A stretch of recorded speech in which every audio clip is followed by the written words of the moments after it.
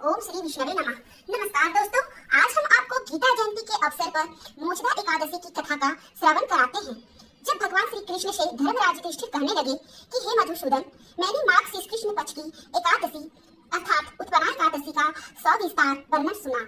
अब आप कृपा करके मुझे माघ शेष माह के शुक्ल पक्ष की एकादशी के विषय में भी बताइए। इस एकादशी का क्या नाम है तथा इसके व्रत का क्या विधान है, इसकी विधि क्या है, इसका व्रत करने से किस फल की प्राप्ति होती है, कृपया यह सब विधान पूर्वक कहिए। भगवान श्री कृष्ण बोले, माघ शेष माह के शुक्ल पक्ष में आने वाली इस एकादशी को मोचदा एकादशी कहा जाता है। यह व्रत मोक्ष देने वाला तथा चिंतामणि के समान सब कामनाएं पूर्ण करने वाला है, जिससे आप अपने पूर्वजों के दुखों को खत्म कर सकते हैं।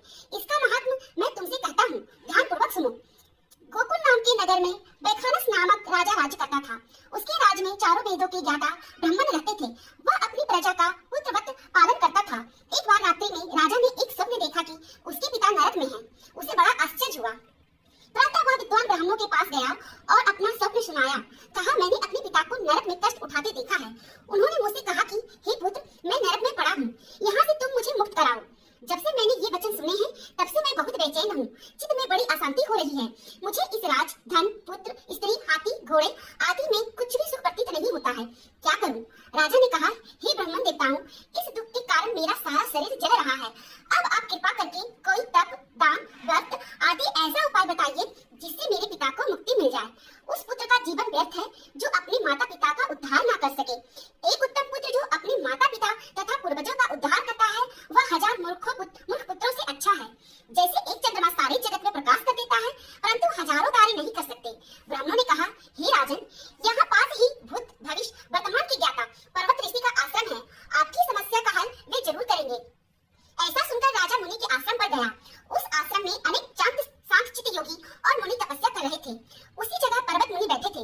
राजा ने मुनि को साष्टांग दंडवत प्रणाम किया। मुनि ने राजा से सांगोपांग कुशल पूछी।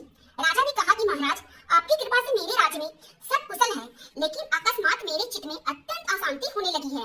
ऐसा सुनकर पर्वत मुनि ने आंखें बंद की और भूत विचारने लगे। फिर बोले, हे राजन, मैंने योग के बल से तुम्हारे पिता के कुकर्मों को जान लिया है।